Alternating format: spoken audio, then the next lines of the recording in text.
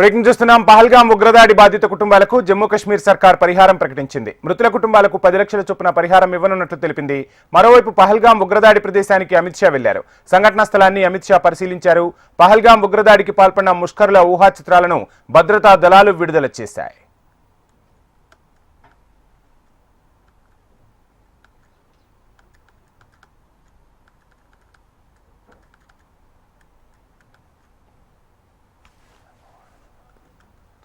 పహల్గాం ఉగ్రదాడి బాధిత కుటుంబాలకు జమ్మూ కశ్మీర్ సర్కార్ పరిహారం ప్రకటించింది. మృతుల కుటుంబాలకు 10 లక్షల చొప్పున పరిహారం ఇవ్వనున్నట్లు తెలిపింది. మరోవైపు పహల్గాం ఉగ్రదాడి ప్రదేశానికి అమిత్ షా వెళ్లారు. ఇదే అంశానికి సంబంధించిన ఫుల్ డీటెయిల్స్ మా ప్రతినిధి రామకృష్ణ అందిస్తారు. రామకృష్ణ, ఈరోజు సాయంత్రం 6 గంటలకు కేంద్ర కేబినెట్ సమావేశం జరుగుతుంది. ప్రస్తుతానికి పరిస్థితి చూసుకున్నట్లయితే కాశ్మీర్ అంశం హాట్ టాపిక్ గా ఉంది. పహల్గామ్ లో ఉగ్రదాడి జరిగిన ప్రాంతాన్ని కేంద్ర హోంమంత్రి అమిత్ షా సందర్శించారు. ఉగ్రవాదులను వేరేసేందుకు పీఓకేలో ఉగ్ర సంస్థలు ఉగ్రవాదులను ఏరేసేందుకు రంగం సిద్ధం చేసింది కేంద్రం. ఢిల్లీలో ప్రధానమంత్రి, రక్షణ మంత్రి వరుస సమావేశాలు జరుగుతున్నాయి. కాశ్మీర్ లో పరిస్థితులను ప్రధానికి వివరించారు. జాతీయ భద్రతా సలహాదారు అజిత్ దోవల్ వివిధ దళాల అధిపతులతో సమావేశమయ్యారు.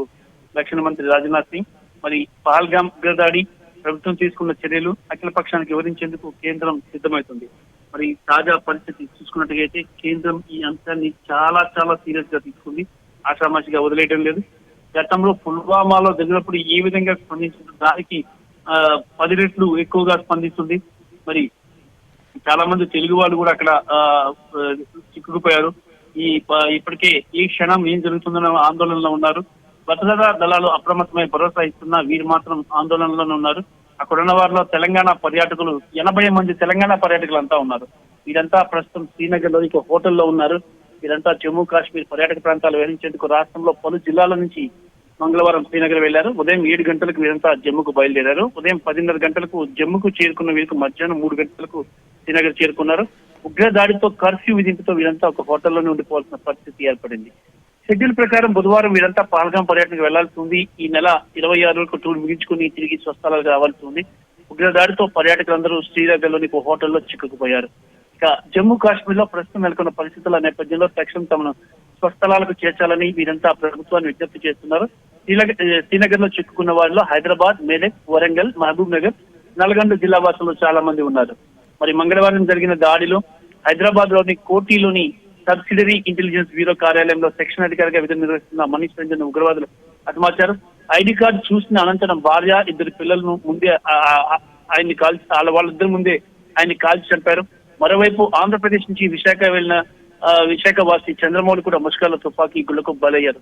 చనిపోయిన వారి మృతదేహాలను వివిధ విమానాల్లో వాళ్ళ స్వస్థలాలకు పంపించేందుకు కేంద్రం ఇక అన్ని ఏర్పాట్లు చేస్తుంది. మరి మరోవైపు 2 ముష్కర్లను ఆల్రెడీ కాల్చి చంపారు. బారాముల్లాలో పొరపాటుకు ప్రయత్నిస్తుండగా మరి దీంతో భారీగా అంటే ఒకవైపు ఉగ్రదాడితో భారతదేశం అట్టుడుకుతుంది. మరి పెద్ద ఎత్తున అధికార యంత్రాంగం కానీ ప్రధానమంత్రితో సహా రాష్ట్రపతితో సహా అందరూ ఈ అంశం మీద చర్చిస్తున్నారు. ఈ తరుణంలో కొంతమంది ఉగ్రవాదులు చొరబాటుకు ప్రయత్నించడం తో ఎదురుకాల్పులు జరిపి 2 ఉగ్రవాదులను కూడా మట్టుబెట్టారు భద్రతా దళాలు. మరి భారీగా మందుగుండు సామాన్లు, ఆయుధ సామాగ్రిని మొత్తాన్ని కూడా స్వాధీనం చేసుకున్నాయి. మరి ఏదేమైనా సరే ఇక్కడ పరిస్థితి మాత్రం చాలా క్రిటికల్ గా ఉంది. మరి ఇటువైపు పహల్గామ్ లో జరిగిన దాడికి ప్రతీకారం తీర్చుకోవడానికి భద్రతా దళాలు వేటను ప్రారంభించాయి. మారణ హోమం సృష్టించిన ఉగ్రముఖ కోసం విస్తృత బలగాలు గాలిస్తున్నాయి. వైసరన్ సమీపంలోని అటవీ ప్రాంతంలో భద్రతాల కూంబింగ్ నిర్వహిస్తున్నాయి. ఢిల్లీ నుంచి శ్రీనగర్ కు జాతీయ దర్యాప్తు సంస్థ బృందాలు చేరుకున్నాయి. బిఎస్ వచ్చిన అధికారులు కూడా వచ్చారు. ఎన్ఐఏ, రా, అలాగే ఇంటెలిజెన్స్ బ్యూరో ఐబీ 3 వింగ్స్ కి సంబంధించిన అధిపతులందరూ అలాగే ఆ సంబంధించిన అధికారులందరూ కూడా ఈ శ్రీనగర్ కి చేరుకున్నారు. శ్రీనగర్ లో పరిస్థితి కూడా చాలా ఉద్రిక్తంగా ఉంది. అనంతనాగ్ జిల్లాలో భద్రతను పూర్తిగా కట్టుదిట్టం చేశారు అధికారులు. పెద్ద ఎత్తున సైన్యాన్ని రంగంలోకి దించారు. సాధారణంగా రద్దీ ఉండే పర్యాటక ప్రాంతాలు వీధులు ప్రస్తుతం నిర్మానుష్యంగా ఉన్నాయి. పహల్గాంలో పరిస్థితి ఉద్రిక్తంగా మారడం వల్ల కొందరు పర్యాటకులు తమ ప్రణాళికను తగ్గించుకుంటున్నారు. ఢిల్లీకి తిరిగి పయనమవుతున్నారు. పహల్గాంలో జరిగిన దాడి తర్వాత అనేక సంస్థలు జమ్మూకు బంద్కు పిలుపునిచ్చాయి. మరి వివిధ రాజకీయ పార్టీలు కూడా మద్దతు తెలిపాయి. రజౌరీలోని వివిధ సంస్థలు ఇచ్చిన బంధుకు పిలుపు దృష్ట్యా అన్ని ప్రభుత్వ, ప్రైవేటు పాఠశాలలు ఏప్రిల్ 23 వరకు మూసేయాలని విద్యాశాఖ అధికారులు వెల్లడించారు. అయితే పహల్గాం దాడిలో పాల్గొన్న ఓ ఉగ్రవాదిగా భావిస్తున్న వ్యక్తి ఫోటో ఇప్పుడు సోషల్ మీడియాలో వైరల్ గా మారింది. లాల్చీ పైజామా ధరించి అతని చేతిలో ఆటోమేటిక్ రైఫిల్ ఉన్నట్లు స్పష్టంగా కనిపిస్తుంది. అయితే దీనికి సంబంధించి ఇంకా కొన్ని ఊహా చిత్రాలు కూడా పోలీసులు విడుదల చేస్తున్నారు. మంగళవారం జరిగిన దాడిలో ఇప్పటివరకు 2 విదేశీయులు, 28 మంది భారతీయులు, మొత్తం 30 మంది చనిపోయినట్లు సమాచారం అందుతుంది. మరి అయితే ఈ జమ్మూ కాశ్మీర్ ఉగ్రవాదులు దాడి చేసిన విధానంగానే మనం పరిశీలించినట్లయితే అక్టోబర్ 7న ఇజ్రాయెల్ పై హమాస్ చేసిన దాడుల తరహాలో ఉందని జమ్మూ కాశ్మీర్ మాజీ డీజీపీ శేష్ పాల్ వైద్ అన్నారు. భారత్ పై జరిగిన ఈ దాడిని పుల్వామా 2 గా భావించాలని చెప్పి చెప్పారు. కరెక్ట్. ఎందుకంటే గతంలో పుల్వామాలో కూడా చాలా దారుణమైన దాడి జరిగింది. అది ఆర్మీ సిఆర్పిఎఫ్ జవాన్ల మీద జరిగిన దాడి పుల్వామా. దానికి ప్రతీకారంగా కార్గిల్ వార్ జరిగింది. మరి ఇప్పుడు కార్గిల్ స్ట్రైక్ జరిగాయి, సర్జికల్ స్ట్రైక్ జరిగింది. మరి ఇప్పుడు ఏం చేస్తున్న ప్రభుత్వం అనేది కూడా చాలా కీన్ గా అబ్జర్వ్ చేస్తున్నారు. 2 రోజుల క్రితం పాక్ ఆర్మీ చీఫ్ అసీం మునీర్ భారత్ పై చాలా అనుచిత వ్యాఖ్యలు చేశారు. అవేదో యాదృచ్ఛికంగా అన్న మాటలు కావు. ఏదో ఉగ్రవాదులు పర్యాటకుల మతాన్ని అడిగి ఎవరైతే ముస్లింలు కారో వారిని మాత్రమే చంపారు. ముస్లింలుగా ఉన్న వాళ్ళని ఇక్కడ చాలా మందిని వదిలేయడం జరిగింది. హమాస్ దాడిని ఇజ్రాయెల్ ఎలా తిప్పుకొట్టిందో భారత్ కూడా అలాగే చేయాలని డిమాండ్ వస్తుంది. రామకృష్ణ, చూస్తున్నాం మీరు చెప్పినట్టుగా ఈరోజు యావత్ భారతావని కన్నీటి పర్యంతమవుతుంది. పర్యాటకులపై జరిగిన దాడిని ప్రతి ఒక్కరూ ఖండిస్తున్నారు. మరోవైపు భారత సర్కార్ కూడా చాలా కఠినంగా వ్యవహరించబోతుంది ఈ దాడిపై అని కూడా తెలుస్తోంది. సో మరో సర్జికల్ స్ట్రైక్ జరిగే అవకాశం ఉందా? అదేవిధంగా మొన్న పాకిస్తాన్ ఏదైతే ఇంటర్నేషనల్ అంతర్జాతీయ వేదికపై భారత్పై ప్రేలాపనలు పేలిందో ఖచ్చితంగా బుద్ధి చెప్పాలని చెప్పి దేశ ప్రజలందరూ కూడా కోరుతున్నారు. ఆ దిశగా ఏమైనా యాక్షన్ తీసుకునే అవకాశాలు ఉన్నాయంటారా? అసలు సర్జికల్ స్ట్రైక్ ఏంటి, యుద్ధమే జరిగే అవకాశం ఉంది.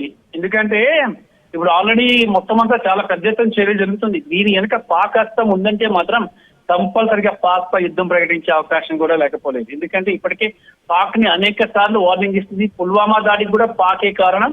మళ్ళీ ఇప్పుడు కూడా ఈ దాడి వెనుక కూడా పాక్ ఉంది అనేది ఖచ్చితంగా తెలుస్తుంది. ఎందుకంటే 2 రోజుల క్రితం పాక్ ఆర్మీ చీఫ్ అసీం మునీర్ భారత్ పై చాలా వ్యాఖ్యలు చేశారు. ఆ వ్యాఖ్యల విషయం ఏంటంటే ఉగ్రవాదులు పర్యాటకులు మతాన్ని అడిగి మరి ఎవరైతే ముస్లింలు కారో వారిని మాత్రమే చంపారు. హమాస్ దాడిని ఇజ్రాయెల్ ఎలా తిప్పుకొట్టిందో భారత్ కూడా అలాగే చేయాలి.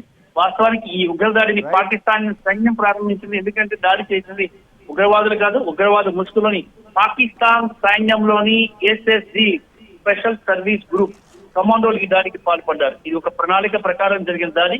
ఇక ఎంత మాత్రం కూడా అప్రమత్తంగా ఉండాల్సిందని చెప్పేసి జమ్మూ కాశ్మీర్ మాజీ డీజీపీ శేష్ పాల్ వైద్ చెప్తున్నారు. బలూచిస్తాన్ ఖైబర్ పఖ్తూ సింధ్ పిఓకి ప్రజలందరికీ ఆయన విజ్ఞప్తి చేస్తున్నారు. పాకిస్తాన్ సైన్యం చేసిన ఈ ఉగ్రదాడిని వ్యతిరేకంగా స్వతంత్రం ప్రకటించుకోండి. అంతేకాదు భారతదేశం పాకిస్తాన్ సైన్యం వెన్నువీటి దాన్ని మొక్కలుగా నరకాలని చెప్పి శేష్ పాల్ వైద్ చెప్పడం జరిగింది. మరి అంటే ఇక్కడ మనం ఒకటి గమనించాలి ఒకటి, ఎందుకంటే ఇది ఖచ్చితంగా పాక్ చేసిన అరాచకమే. పాక్ కమాండోలే ఈ అరాచకానికి పాల్పడ్డారు. అంటే మతాన్ని అడిగి మరి చెప్పారు కాబట్టి ఇది పాక్ తప్ప ఇంక వేరే ఎవరు చేయరు. దీనికి కావాలని టీఆర్ఎఫ్ తాము చేసినట్టు ప్రకటించుకుంది. కానీ ఈ వెనకాతల మాత్రం పాక్ హస్తం ఉంది అని చెప్పేసి కూడా పాక్ ఉగ్రదాడికి పాక్